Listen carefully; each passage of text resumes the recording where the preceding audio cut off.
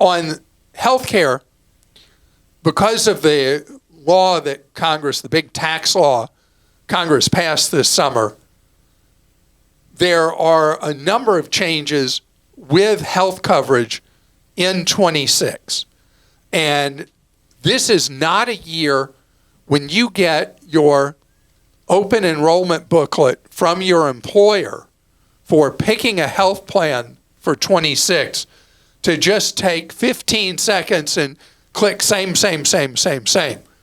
Because of changes the Congress made, health coverage is going to be quite a bit more expensive for employers, for individuals in 26 than it's been in 25.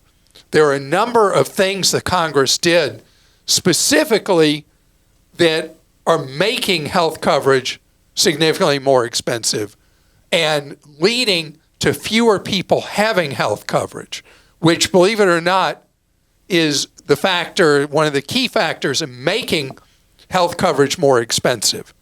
So employers are going to cost shift.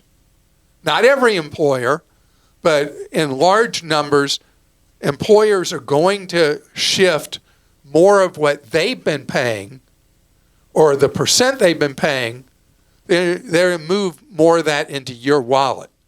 So you're going to have to take time this year in open enrollment and really look through the plans your employer has available to you. Larger an employer, typically the more plans available, and figure out based on how you use medical services, which one is going to make the most sense for you for next year.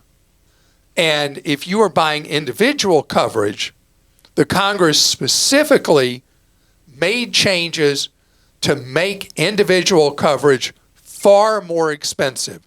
Would not be unusual in many states to see the premiums go up about 60% in 26 because of the changes the Congress made.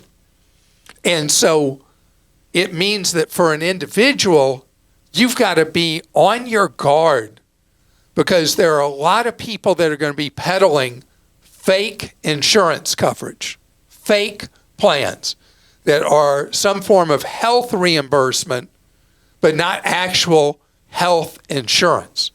So if nothing bad happens to you in 26, you stay crazy healthy, and you have one of these plans, wow, you're saying, look how little I'm paying for health coverage. But then let's say in 26, you get a bad illness, you're going to find out you're almost certainly not covered through these fake insurance plans. So it's going to require a lot more detective work, especially in the individual market.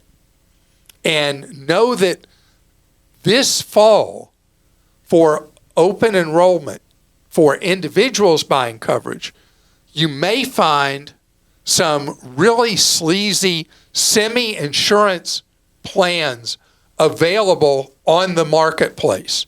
So you've got to really not just look at premiums, you've got to look at the actual coverages itself. It's going to take more work for picking a plan for 26, especially for an individual. What a lot of people will end up doing if they're buying a real health plan as an individual, real health insurance, you may be forced into rethinking where you're buying insurance only for catastrophic things. And those are a potential choice. But buying a run-of-the-mill health plan that's real health insurance is, for many individuals, going to be cost prohibitive under the new law. And that's an unfortunate reality. I mentioned something back in the, a few months ago, that this is going to be for employees of large companies. Probably the first year we're going to see a lot of employers offer health coverage where you are just given a set amount of money and you go shop for whatever you want. The advantage is more freedom on your part. The disadvantage is that in an employer plan, you're having to shop like I'm talking about for an individual, where you're going to have to be more clear on what it is you're actually buying and what's covered, more importantly, what's not covered. So I know that's all pretty downbeat stuff. It was the wisdom of Congress that health insurance should be much more expensive for consumers and employees and for companies that provide it to employees. And so that's where we're going to be in 26.